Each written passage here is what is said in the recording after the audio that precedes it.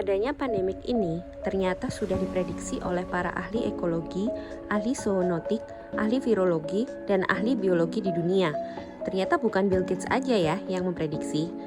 Sejak awal tahun 2015, para ahli di WHO telah menyusun daftar penyakit-penyakit infeksi baru yang berpotensi epidemik dan diupdate tiap tahun, termasuk SARS, MERS, Zika, dan Ebola, sebagai suatu blueprint rencana penanganan bila terjadi epidemik atau pandemik di masa yang akan datang. Pada awal tahun 2018, salah satu tim ahli menambahkan suatu penyakit yang disebut penyakit X, yang diprediksi akan menyebabkan pandemik dunia dan disebabkan oleh suatu patogen baru yang belum pernah memasuki populasi manusia. Penyakit X itu diperkirakan disebabkan oleh suatu virus dari hewan dan akan muncul secara tiba-tiba di suatu tempat di bumi ini, di mana perkembangan ekonomi akan mendorong kehidupan berdampingan antara manusia dan hewan liar. Penyakit ini diperkirakan akan menyebar secara diam-diam namun cepat melalui jalur perdagangan dan transportasi. Penyakit ini akan menyebabkan kematian lebih tinggi dari flu musiman, tetapi menyebar semudah flu dan akan menggoyangkan keuangan atau ekonomi bahkan sebelum status pandemik. Di situ para ahli sudah memperingatkan bahwa bila terjadi wabah nantinya, itu bukanlah wabah terakhir, tetapi dunia akan menghadapi wabah yang lebih besar dan lebih sering terjadi, tetapi bila kita benar-benar mempelajari dan menaruh perhatian besar terhadap apa yang terjadi saat ini, maka akan bisa dicari penyelesaiannya. Dan waktu itu, para ahli memperkirakan virus penyebab penyakit X ini adalah jenis flavivirus, yaitu jenis virus demam berdarah atau virus influenza. Salah satu anggota tim ahli yang memprediksi penyakit X ini adalah Dr. Peter Daszak. Peter Daszak adalah seorang ekologis dan zoologis, presiden dari Eco Health Alliance, dan merupakan bagian dari tim surveillance virus yang sudah meneliti virus di binatang puluhan tahun. Selama 15 tahun terakhir beliau bekerja di Cina, menganalisis kelompok coronavirus yang berasal dari kelelawar dengan sampel 16.000 kelelawar. Kelelawar ini banyak didapatkan di Cina bagian selatan dan tengah, serta sering diperdagangkan di pasar hewan. Kelelawar dikatakan memiliki imunitas yang super sehingga bisa menjadi reservoir dari banyak patogen, namun tidak menyebabkan kelelawar sendiri sakit, tetapi sangat berbahaya bagi spesies lain termasuk manusia.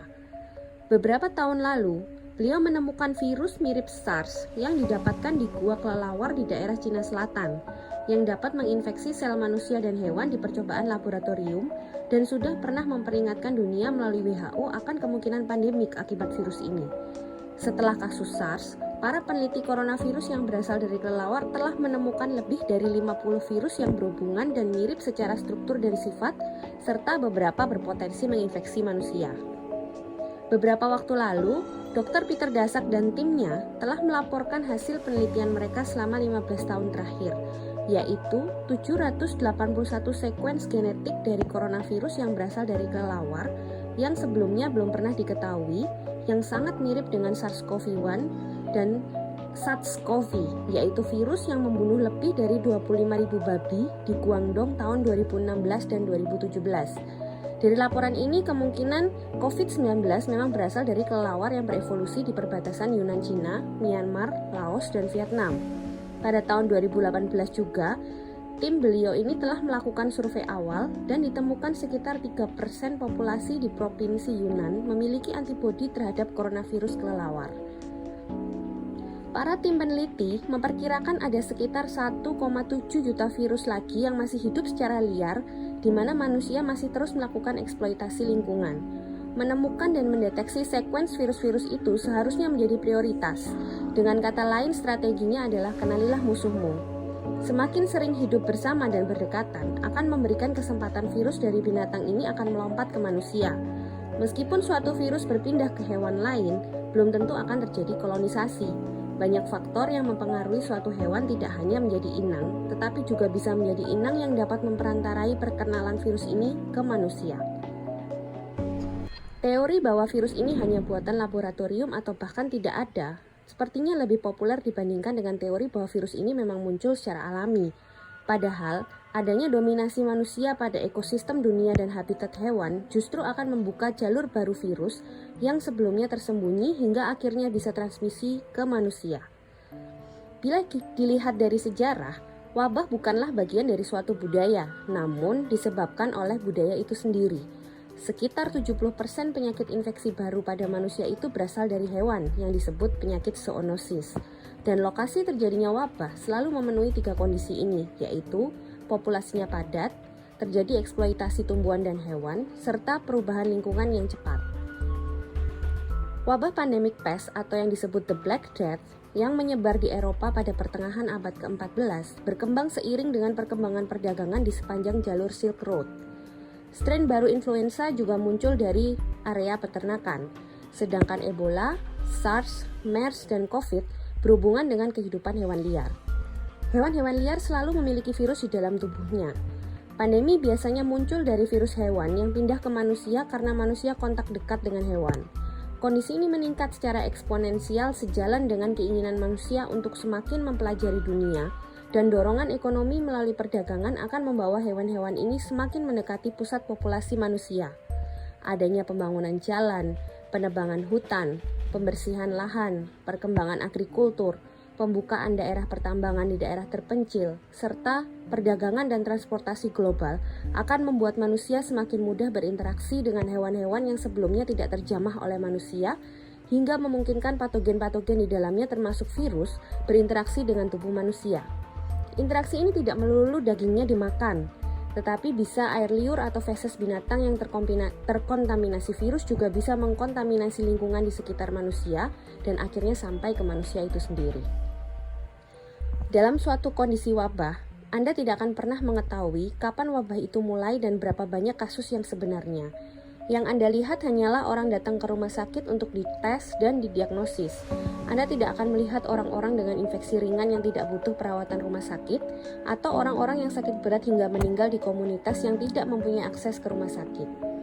Saat orang mulai dites, kita akan menemukan kasus yang sangat banyak, sepertinya adalah akibat penyebaran yang tidak terkendali. Padahal mungkin penyakit itu sudah ada, tapi kita baru mengetahuinya. Klaster pertama COVID ditemukan di pasar hewan di Wuhan, Cina, tetapi sudah keburu ditutup dan dibersihkan sebelum peneliti melacak sumber hewannya, sehingga belum bisa disimpulkan apakah di tempat ini terjadi kasus penularan pertama, karena beberapa kasus juga ditemukan tidak berhubungan dengan pasar hewan tersebut. Sayangnya, strategi dunia untuk mengatasi pandemik belum adekuat, karena dunia memperlakukan pandemik seperti suatu bencana yang tiba-tiba datang. Kita menunggu bencana terjadi, lalu berharap bisa membuat vaksin atau obat dalam waktu cepat. Tidak usah COVID, hingga sekarang saja belum ada vaksin untuk virus SARS, HIV, Ebola, atau Zika. Pandemi itu seperti serangan teroris. Kita tahu dari mana mereka berasal, namun kita tidak tahu secara pasti kapan serangan itu akan terjadi lagi. Penanganannya seharusnya sama, yaitu dengan mengidentifikasi kemungkinan-kemungkinan sumbernya dan membongkar isinya sebelum serangan yang sebenarnya terjadi. Masalahnya adalah, virus-virus ini amat mudah bermutasi, sehingga vaksin dari satu jenis virus bisa tidak bekerja bila lebih dari 80% virus sudah mutasi. Mungkin yang harus dikembangkan adalah suatu universal coronavirus vaksin. Jadi vaksin untuk semua jenis coronavirus tanpa terpengaruh mutasi, namun biayanya pasti sangat mahal. Apakah ada biayanya? Dan apakah ada perusahaan yang mau mendanai dengan risiko ketidakcocokan yang juga masih tinggi? Selain fokus ke vaksin dan obat, kita harus menyampaikan pesan ke komunitas pedesaan dan membantu mereka menurunkan resiko, karena transmisi virus ini pasti awalnya terjadi di daerah pedesaan yang paling dekat dengan habitat hewan liar.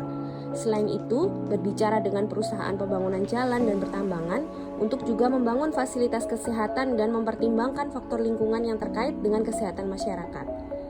Pelarangan perdagangan hewan liar bukanlah suatu solusi, karena akhirnya akan tetap terjadi perdagangan ilegal, sehingga lebih baik perdagangan ini diberikan regulasi atau aturan yang jelas, dan semua hewan harus diperiksa rutin kandungan patogen atau virusnya. Dari semua pembahasan tadi, artinya perilaku manusia sendiri adalah penyebab dari hampir semua penyakit wabah. Meskipun manusia melakukannya secara tidak sengaja, namun apabila manusia tidak mengubah perilakunya, masih terjadi eksploitasi lingkungan, maka wabah dan pandemik akan bisa terjadi lagi di masa depan. Pertanyaannya, apa kita sudah siap menghadapinya?